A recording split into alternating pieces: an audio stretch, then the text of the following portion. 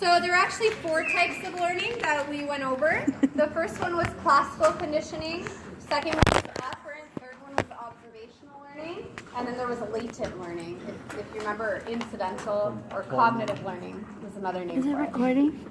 So Pavlov came along. Yeah, it's recording. He was not a psychologist, right? What was he? Just a scientist. He's a Russian scientist. And he was studying animal digestion, right? And he had a test tube attached to the dog's mouth, right, to collect the saliva. And what did he notice? That dog was That salivated the dog salivated? when he saw the food. Well, when he heard his footsteps at first, right? So he would go to feed him, and after a while the dog would hear his footsteps, and he'd already be salivating. So Pavlov thought this was really interesting, and instead of footsteps, he replaced that with a bell. So at this point, he was kind of experimenting on the dog, just, for fun. And so every time he would ring the bell and then feed the dog the meat powder, right? Ring the bell, feed the dog the meat powder. Eventually, he rang the bell, and what happened?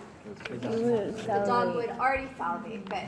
So what was the neutral stimulus?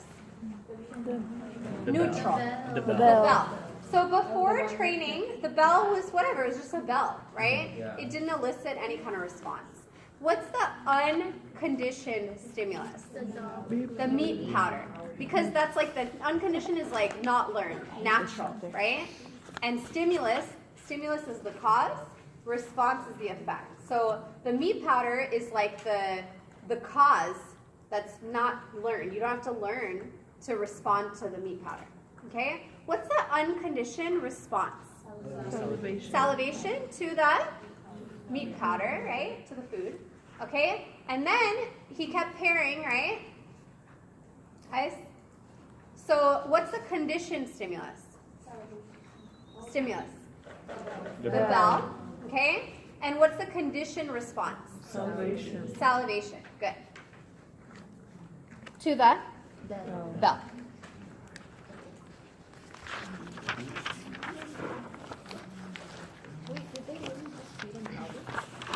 I think just for that experiment, yeah. Okay, so let's say you get stung by a bee, and now every time you see a bee, you're scared of bees, okay? So first when you would see a bee, it was, whatever, it was fine, right? So first, the sight of a bee was neutral, right? And then you get stung. What is that? The unconditioned stimulus, and as a result, you feel pain. What's that? The unconditioned response, right? Now, every time you see a bee, what's that? Conditioned stimulus. You get scared. So what's that? Conditioned response. Conditioned response. Clear? Yes. Okay.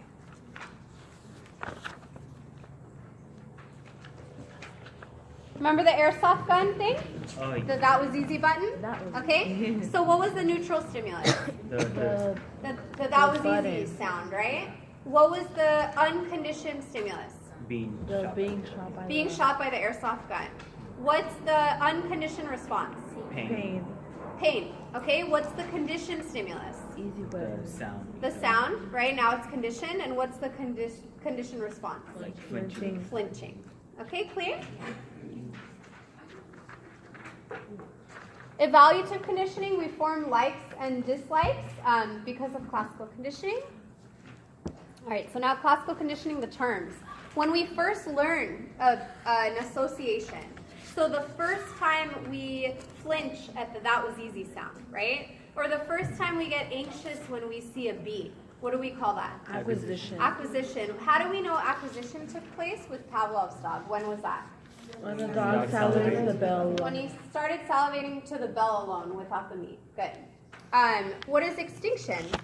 Weakening disappearance of conditioned So the response. disappearance, the weakening and disappearance of the conditioned response. How would you get that to happen? Ring the bell. We ring the bell and no food. So tell me in the terms of Pavlov. You keep presenting that. The bell. What do we call the bell Or though? the The condition. conditioned stimulus Without without the the unconditioned The stimulus. condition is the neutral. Conditioned stimulus. right? Unconditioned. So you keep presenting the conditioned stimulus without the unconditioned stimulus, and you will get extinction, which means you'll stop responding to the conditioned stimulus, or the dog will stop responding to the bell. What is spontaneous recovery? Reappearance without change. When what comes back? The condition. The conditioned response comes back. Are you presenting the unconditioned stimulus again? No. No, because that's retraining, right? It's not spontaneous. So spontaneous recovery, you keep ringing the bell, and the dog doesn't salivate, but maybe the next day you ring the bell, and what happens? The dog salivates. That's spontaneous recovery. What do you call the wait time? The rest interval. Rest interval. Okay, good. And then what if you, what is renewal effect? When you take the You go to the place where to the park. acquisition took place, and then you again present just the conditioned response, the conditioned stimulus, the bell, and The condition response. the conditioned response comes back. So it's a form of spontaneous recovery, but it's what? It's at the location where, It was a acquisition. yeah. Okay. Costco membership. Okay, the Costco. Costco membership. Costco, yes, that was in the morning. Good. The cart. Okay. So extinction is not unlearning, it's just suppression of the response. It's Loki, just a lot of pictures. Okay, Watson saw Pavlov's study and he was like, whoa, this is amazing, and Freud stops, because how do you measure the unconscious anyway? And, this is all nonsense. Yes. And psychology must, it's a science, it must be what? Observable, empirical. So that's why the icon we gave the eye, right, for behaviorism. So Watson, guys, Jamal and Alan, will you guys separate, please? Okay, so this is what, so Watson created behaviorism, okay, and again, he was influenced by Pavlov, and he took Pavlov's study a step further. So he trained this baby, what do we call him? Little Albert. Little Albert. He trained little Albert, and little Albert was trained to, or conditioned to what? To be scared of a white rat. To be scared of a white rat. Remember they showed him a bunch of animals and he reached for the animals and he liked them. But then when he reached for the white rat, they did a big loud gong, right? A big loud gong. Oh my god. Thank you. So he did a big loud gong. And now every time baby Albert saw the white rat, he associated it with the sound. So so what is the neutral stimulus? The white rat. The white rat. Okay. What is the unconditioned stimulus? The sound. The loud sound, because that naturally makes them afraid, right? What's the unconditioned response? Being scared. He was scared and crying. What's the conditioned stimulus? The white rat. The white rat. So it's really the sight of the white rat, right? And then what's the conditioned response? Crying. Crying. Okay, or fear. Yeah. Okay, good. And then what did Watson notice? That he became scared of anything. That it reacted the same way to other white furry things. So what does that mean? What happened? Stimulus generalization. On the test, it might just say generalization. That's stimulus generalization. Okay, what if he didn't cry to the other white things? Stimulus discrimination. That would have been stimulus discrimination. Okay, so a cat being able to distinguish between a blender and a can opener, an electric can opener, that would be discrimination. But if the cat comes running, different example now. If the cat comes running to the blender, then it's generalization. Okay, good.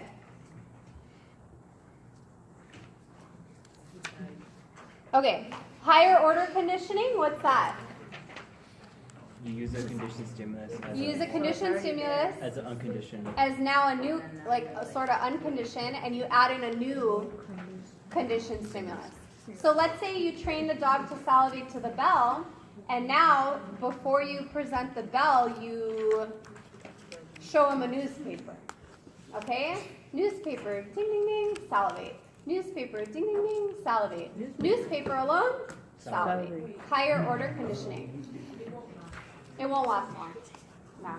Because like you figure extinction occurs when the unconditioned one gets taken out of the equation, and here the unconditioned one has been out for a long time. Yeah? But for that, you don't use the original unconditioned stimulus? No, because then it's not higher order. Then it's just the original, yeah. I killed one of them.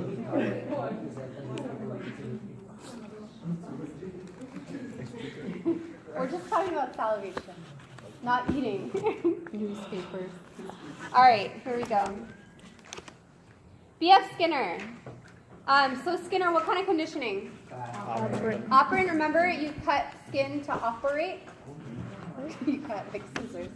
Okay, let's go. Sorry, there's a lot of that. Okay. All right. So operant conditioning.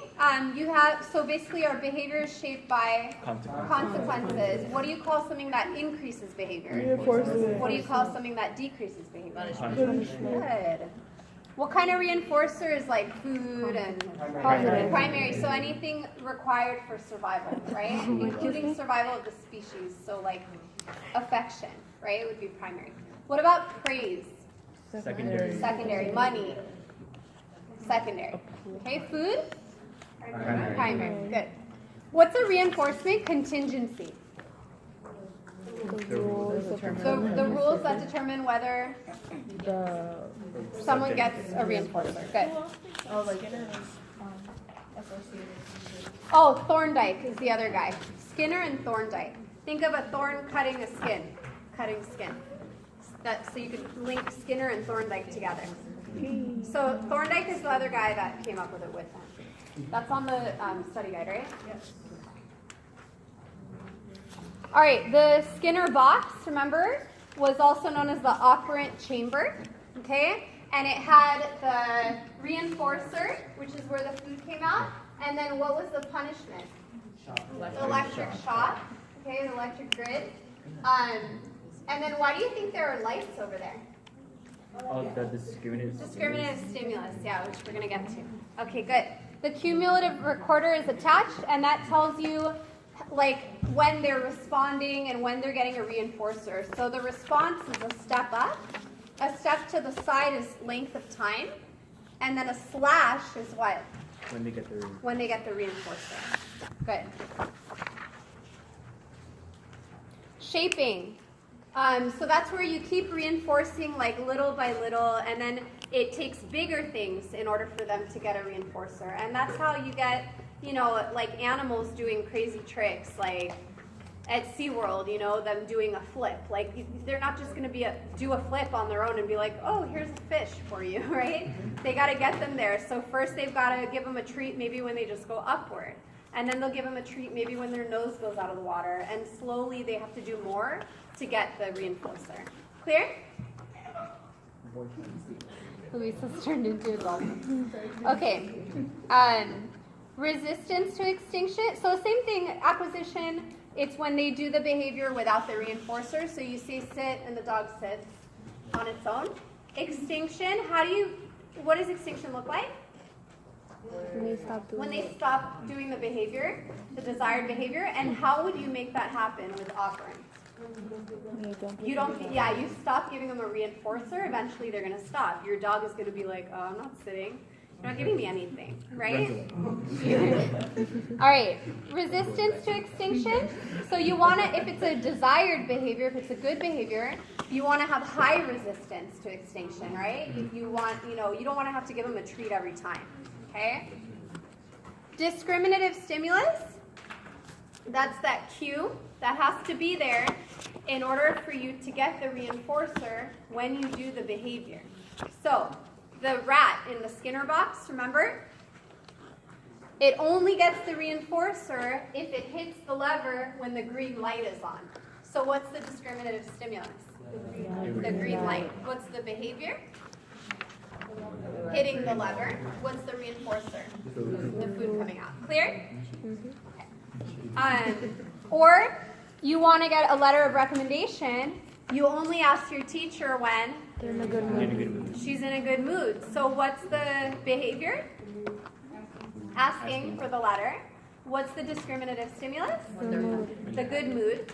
Okay? And that, be specific because it's not a bad mood, right? Good mood. And then what's the reinforcer?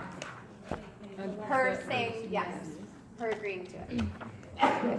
Bless you. Okay.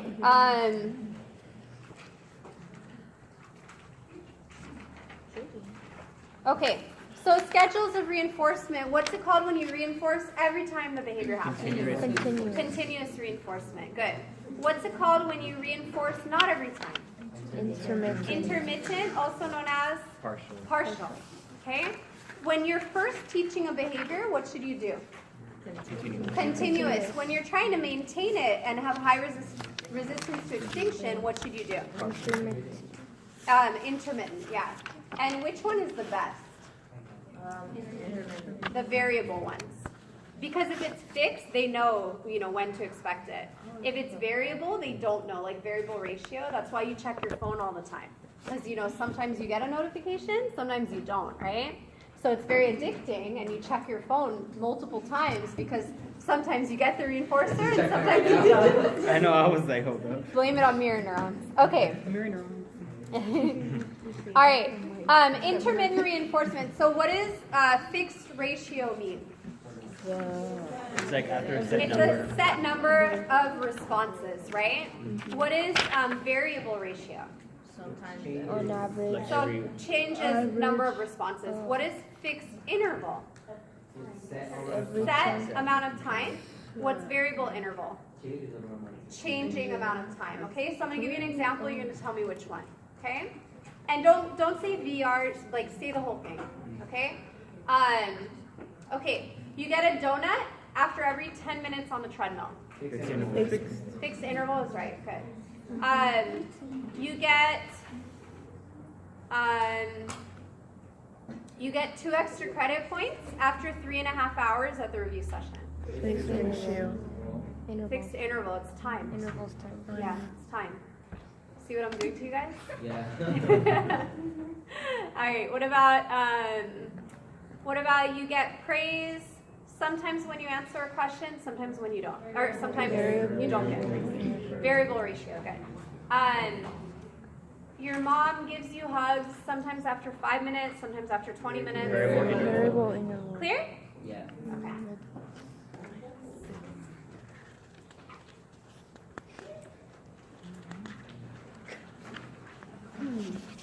So greatest resistance to extinction is going to be the variable ones, okay? Generally variable ratio, but variable interval sometimes works too, depending on what it is you're training. Every 5th A, you get money. Fixed ratio. What do you call fixed ratio of 1 to 1? Continuous reinforcement. Good. It's not that bad going over it like the second time, right? Wasn't it like overwhelming the first time? Yeah. Is it still overwhelming? No. No? Some of you? Maybe? Yeah, it's kind of getting back. Yeah, someone is kind of getting together. All right. Reinforcement again. What does it do to behavior? It increases behavior. It increases behavior. What does punishment do? It decreases. Decreases. Okay. Positive means what? You're adding something. Negative means Taking it away. Good. Give me an example of positive punishment. Great. Positive punishment. Slapping someone. Correct. What else? When a kid is acting. Yelling at someone. Spraying your dog with water. No, that's Positive like punishment. negative. You're taking away their freedom. Okay? Yeah. What about negative punishment? Grounding someone. Take away their phone. Okay? Or grounding. All right. What about positive reinforcement? Money. Giving them money. What else? Giving them a certificate. Giving them a muffin. Praise. Giving them a pencil. It's a brain eraser. Not Okay. good. All right. What about negative reinforcement? Oh, we wouldn't like even. taking away the cold, like if you ran in. Yes. So you got to take away something bad because remember it's reinforcement, so their behavior is going to go up. So if you've been nagging, but then when they clean their room, you take away the nagging, you stop nagging, what happens? likely to keep their They're more likely to keep cleaning their room. Their behavior is going to go up, right? If you do yoga and that anxiety that you normally feel goes away, what are you going to do? Do more yoga. Do more yoga. So you're taking away the aversive stimulus, the bad thing, the bad stimulus. If you have a headache and you take Advil, you're going to keep taking Advil the next time you have it. Don't like keep taking Advil right there, but the next time you have a headache, you're going to take Advil, right? Yeah. So that's negative reinforcement. You're taking away the aversive. Clear? The aversive stimulus. There's Skittles. Okay. All right. Negative reinforcement continued. Escape learning. What does that look like? You do something different so you can get out of it. So the aversive situation is already happening, and so you do a behavior to get out of it, right? So the annoying seatbelt sound is already going on, so you Put on your seatbelt, right? What is avoidance learning? Once You put something to You do the prevent. behavior before the aversive stimulus even comes. So you buckle your seatbelt right when you get in the car, so you don't have to listen to the annoying sound, right? Or you do yoga every morning, so you never get anxious or drink celery juice. Clear? Okay. All right, a toddler begins to cry in a store. The toddler's mother gives her a toy to quiet her down. Next time they go to the store, the child starts crying again. What is that? Positive. Positive reinforcement. Positive what? Reinforcement. Because what's happening to the behavior? Being It's reinforced. increasing. Clear?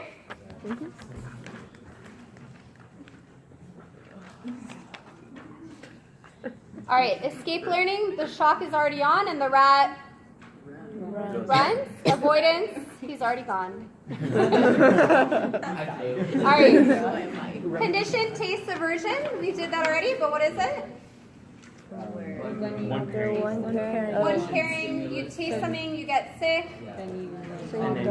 That's it. You don't like it anymore. One pairing because it's linked to survival. Who came up with that? John Garcia. Okay. What was our mnemonic? Got sick from Garcia's Garcia's taco. tacos. I've never gotten sick off a taco. I know, I mean, even Tacos are the best. Okay. Preparedness learning or biological preparedness or just plain preparedness. What is it? it's where fears are more. It's basically a fear that helps you survive. So we're more likely to have fears that are linked to survival, and we might be afraid of that thing even without having an experience, maybe through epigenetics, who knows? Or maybe one pairing, but what are some things that we're likely to fear? Heights, snakes,